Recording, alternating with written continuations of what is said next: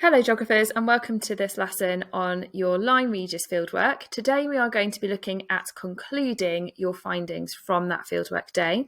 If you are following this as catch-up or revision, then you should have already been having a little bit of a look at your data presentation and data analysis, which were lessons that you'll find previous in this YouTube playlist. Our job for today is to actually look at our main question and decide whether we have argued one way or the other with regards to the effectiveness of coastal management. So before we move on to actually making a decision and looking at our evidence today, it's probably worth just stopping and reminding ourselves of that particular question.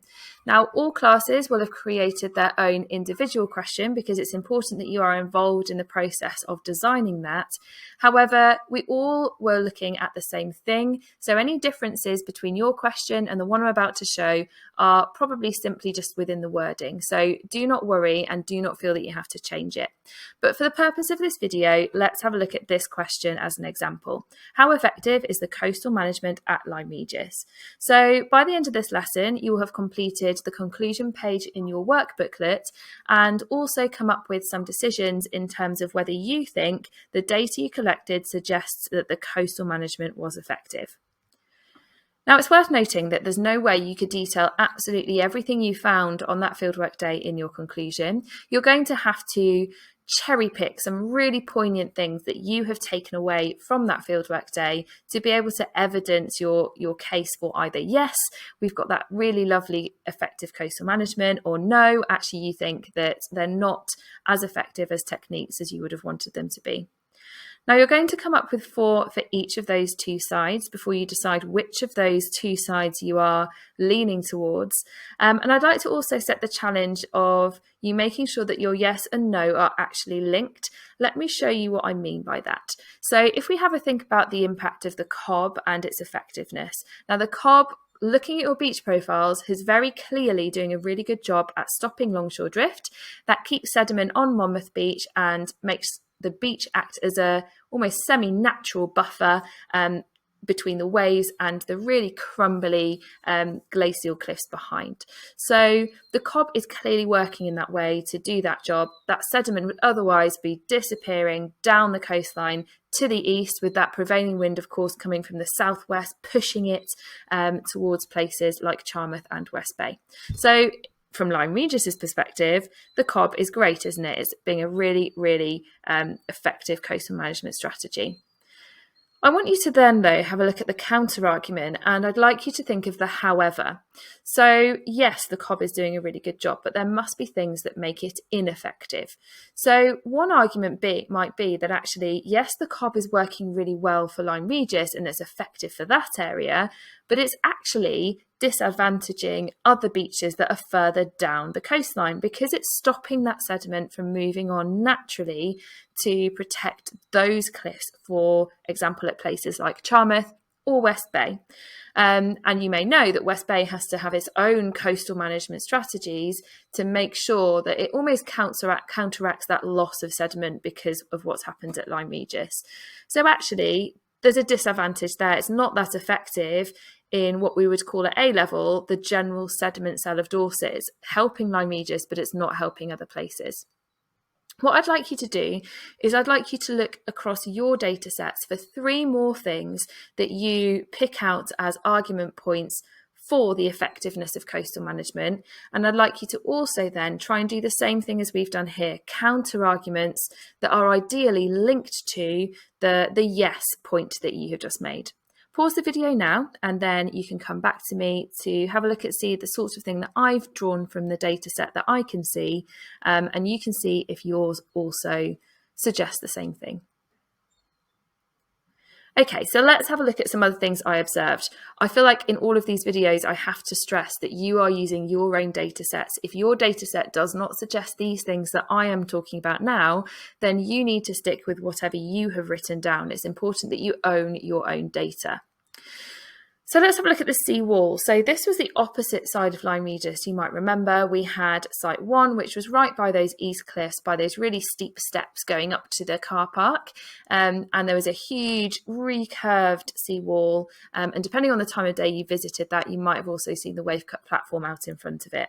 So the sea wall appears to be doing a really good job at preventing erosion of the cliff behind it. The cliff behind it, the brand new steps are doing really, really well. They're not damaged. They look very new, don't they?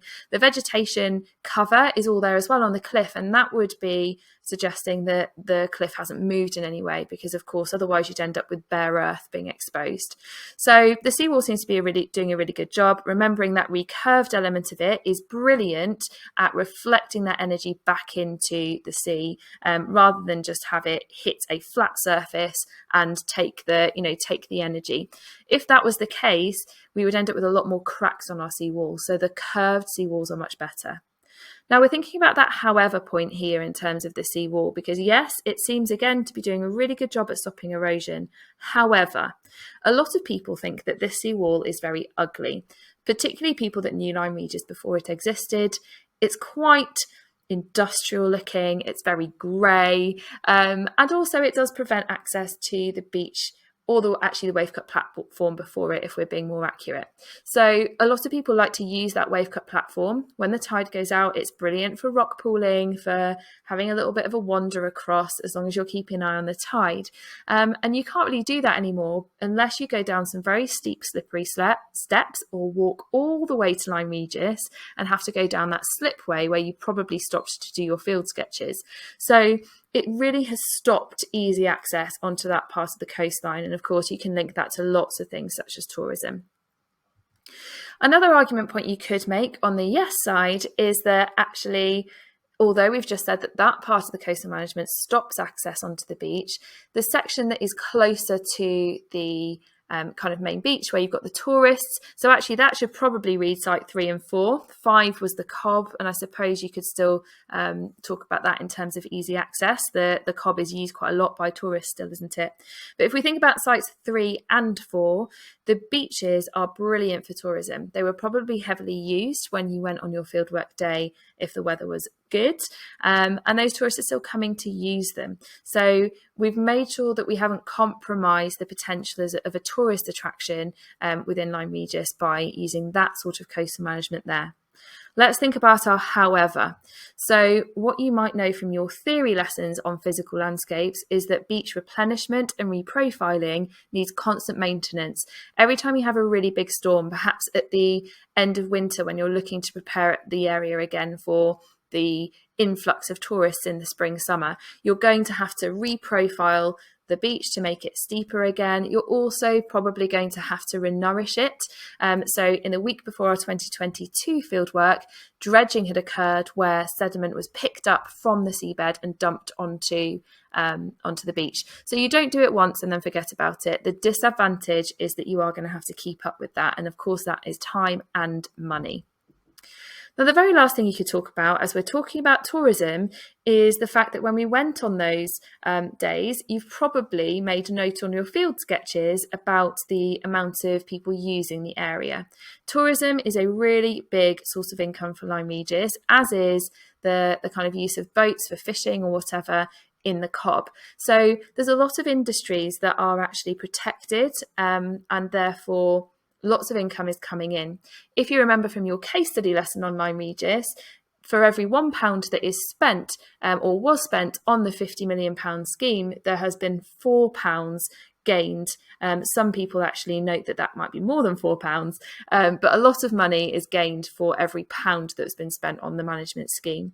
So that means that there is an additional income that allows you to continue to maintain the area, that you can afford to bring the diggers in and do the reprofiling, that if there's a crack in your seawall or maybe a loose bit of rock armour disappears in a huge storm, that you can bring that back because you've got the money to send the machinery out there to do that.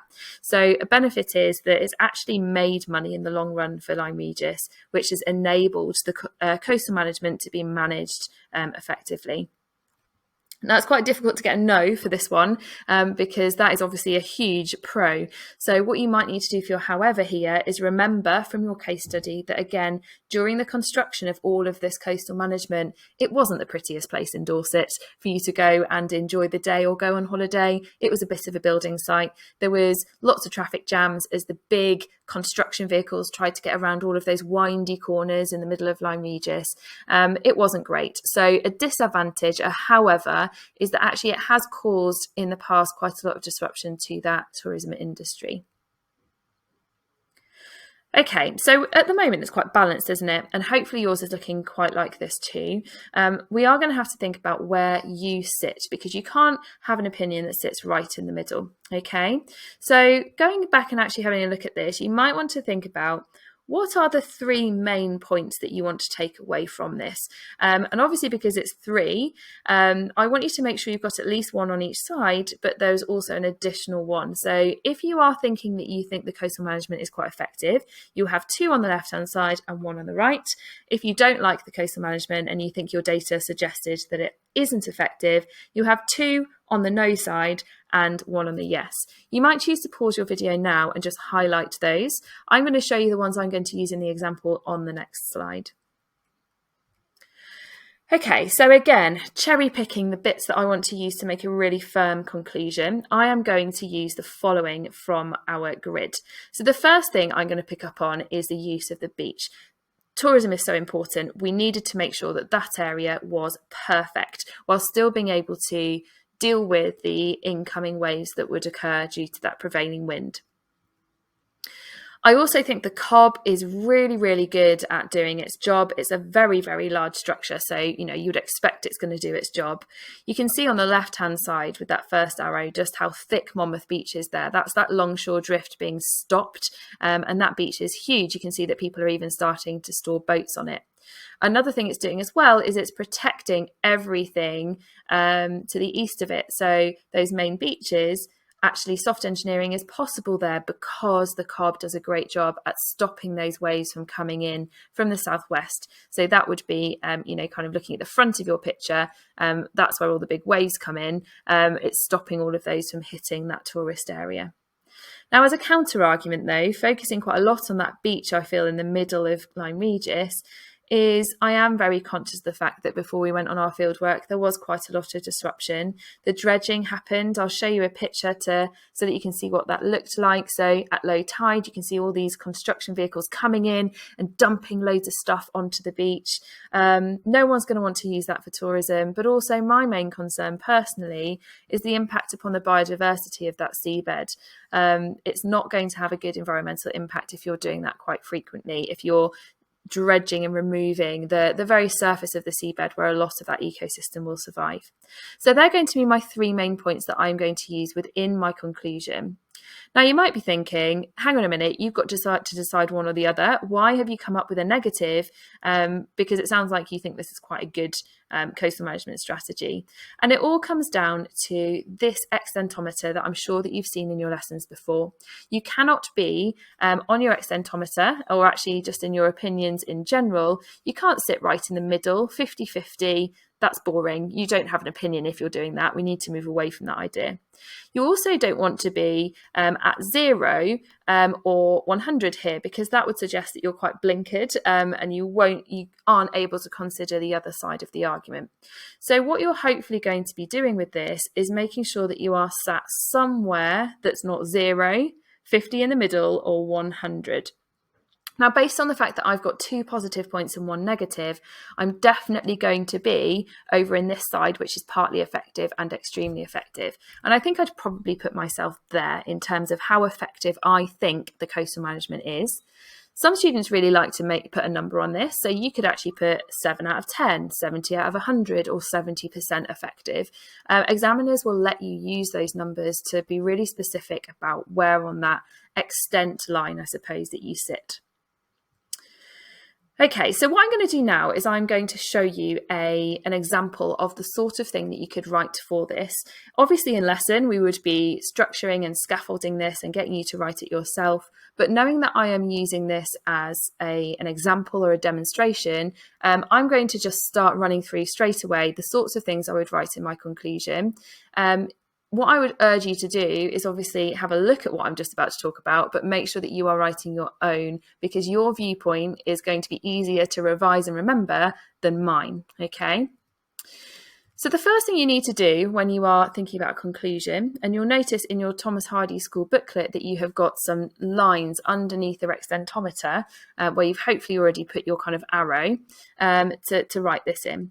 The first thing you need to do is actually just address the question. So making sure you remember that question word for word. It's always worth starting on the overall. So overall, I've written here, I can conclude based on my findings that the coastal management strategies at Lyme Regis are effective to a significant extent. So I've used that word significant there to show that, I'm quite high up on that scale. Other words could be partially or somewhat if you're slightly less confident about your effectiveness. So I've put there that it's thanks to a carefully planned mix of management strategies. The coastal management is effective at stopping erosion whilst maintaining an attractive town for tourists and residents. So that's a really clear statement to overview what my thoughts are here. It's really important that you evidence your conclusion. Otherwise, it means nothing. It's just an opinion. It's not a conclusion. So when we're thinking about this, there's lots of things that you could talk about. So I could talk about the idea that sites 3 and 4, which were the tourist beaches, in my environmental quality surveys, I put quite highly in terms of attractiveness and access to the beach. That's something I mentioned in the analysis lesson. Meanwhile, the areas more at risk are effective because they are scoring really highly on other criteria such as effectiveness against erosion. So I'm using my data to prove my point. What I'd like you to do now is pause the screen and take the bits on my slide here that are in green, and you're going to use those as sentence starters, but you're going to write your own version of this. Once you've done that, I'd like you to now obviously then unpause, and we'll have a look at the next bit. Okay, so with the majority of our conclusion done, there are a couple of other things that we might want to include. So as a paper 3 expectation, you need to be able to link 2 different data sets together. So we did our beach profiles, and our other one was our environmental quality survey. So let's have a read of this, and I'll explain why that's important. So I can also link this to my beach profiles on Monmouth Beach, which suggests that longshore drift is being successfully stopped by the cob. The beach is 14 metres wider directly behind the cob, showing that the sediment is being trapped in Lyme Regis to act as a natural buffer. So I'm linking that to the points I made in my last bullet point on the previous slide about the cob being really effective. And it's really important that we link data sets, because if we don't, and we particularly rely on something quite opinion-based such as an environmental quality survey, we're not really looking at very valid results there. Something else you could do, although it's not entirely necessary, is to just have a think about, what could be done to make sure that the impact of coastal management is more positive, and therefore that it is even more effective. So this is where I'm bringing in my negative that I showed you on the slide with the 3 boxes on the photograph of Lyme Regis. So one thing to just be aware of is that actually environmental implications could be reduced. For example, the dredging of the seafloor for beach replenishment is impacting biodiversity, and that you're therefore acknowledging this idea of it not being perfect. So that's really important, so you're not right at the end of the extentometer. Okay, now something else that you are going to have to make sure that you prepare for word is a closing statement in terms of what you think about your coastal management experience. So here, this is the sort of thing that you could write.